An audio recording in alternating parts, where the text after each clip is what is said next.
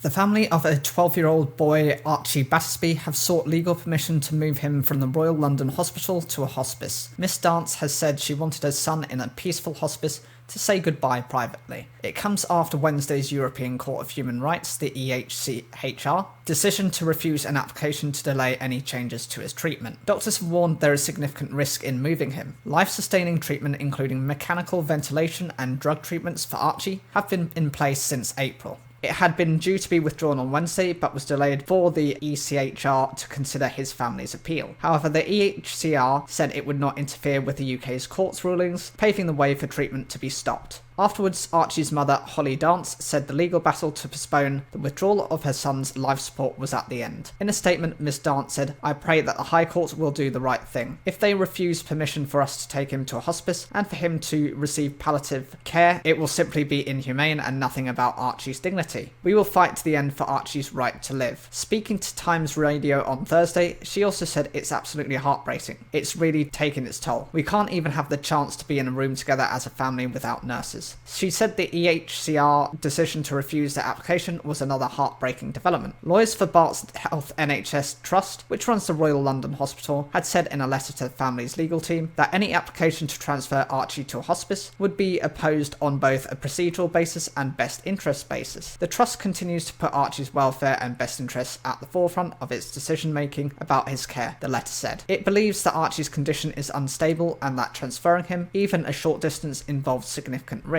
It added that the trust considered that the family were now at the end of the procedural options open to them, and that any further delay is not in Archie's best interests. On that basis, it intended to withdraw Archie's treatment at 11 o'clock British Standard Time on Thursday unless any application over the hospice move was submitted. Miss Dance has said she wants her son in a peaceful hospice to say goodbye and spend time with his family uninterrupted by the noise and chaos. A spokeswoman for Archie's family said it was absolutely disgusting that the family were not even allowed to choose where Archie takes his final moments. She added that a hospice has said it would take him. A High Court order made in July requires that Archie remains at the Royal London Hospital while his treatment is withdrawn. The trust have said changes to Archie's treatment would not be made until legal issues were resolved. Archie was found unconscious at home in Southend-on-Sea in Essex on the 7th of April. His mother believed he may have been taking part in an online challenge at the time. Doctors had previously said it was highly likely he was brain dead, with no chance of recovery, and it was in his best interest for life support to end. A High Court judge said earlier that continuing treatment was futile. On Wednesday, in the latest in a series of court challenges, Archie's parents had argued the plan to withdraw treatment and ignore the concerns of a UN committee would breach a range of human rights safeguards, including right to life and right to a fair trial or hearing. But the ECHR said it considered the conditions of admissibility were not fulfilled. Court of Appeal judges had previously ruled Archie's life-sustaining treatment should not continue beyond 12 a.m. on Tuesday, but this was also delayed for an appeal process which was ultimately unsuccessful. A previous High Court ruling said every bodily function of Archie's is now maintained by artificial means, while another said he had not regained awareness at any time. So how did this story unfold? On the 7th of April 2022, Archie has been found unconscious by his mother after an accident in their home in Essex. He was taken to Southend Hospital. On the 8th of April, Archie is transferred to the Royal London Hospital in Whitechapel, where he was treated ever since. On the 26th of April, the NHS Trust that runs the Royal London starts High Court proceedings, asking for Archie to undergo brain stem testing. On the 13th of May, Mrs. Justice Arbuthnot rules that brain stem testing should be carried out. On the 16th of May, two specialists tried to administer brain stem function tests, but they are unable to, as Archie did not respond to a peripheral nerve stimulation test, a precursor to the brain stem test. On the 25th of May, a hearing is held to decide if further MRI scans should be conducted. Archie's parents did not consent on the basis that moving Archie could harm him. On the 27th of May, the court approves further MRI scans, which are carried out on the 31st of May. Between the 6th and the 8th of June, a final hearing is held to hear evidence on whether Archie's life support treatment should continue. On the 13th of June, the High Court judge rules that Archie is dead based on MRI scans results and that treatment should be withdrawn. On the 20th of June, the family asked the Court of Appeal to reconsider the case. The 29th of June, the Court of Appeal says that a new hearing to determine Archie's best interests should take place. On the 11th of July, a new hearing is held in the High Court with evidence given given before Mr. Justice Hayden. The 15th of July, Mr. Justice Hayden rules that life support treatment should end, saying continuing is futile. The 25th of July, 3 Court of Appeal judges support the High Court ruling that treatment can end. The 28th of July, the Supreme Court rules out intervening in the case and supports the Court of Appeal ruling. 29th of July, the family make an application to the United Nations. The 30th of July, a UN committee writes to the UK government asking for a delay in withdrawing treatment while they consider the case. The 31st of July, the government asks for an urgent hearing to review the case. The 1st of August, the Court of Appeal refuses to postpone withdrawal of treatment until the UN can hear the case. 2nd of August, the Supreme Court refused their family's application for permission to appeal the Court of Appeal ruling. And the 3rd of August, the family submit an application to European Court of Human Rights in a bid to postpone the withdrawal of Archie's life support.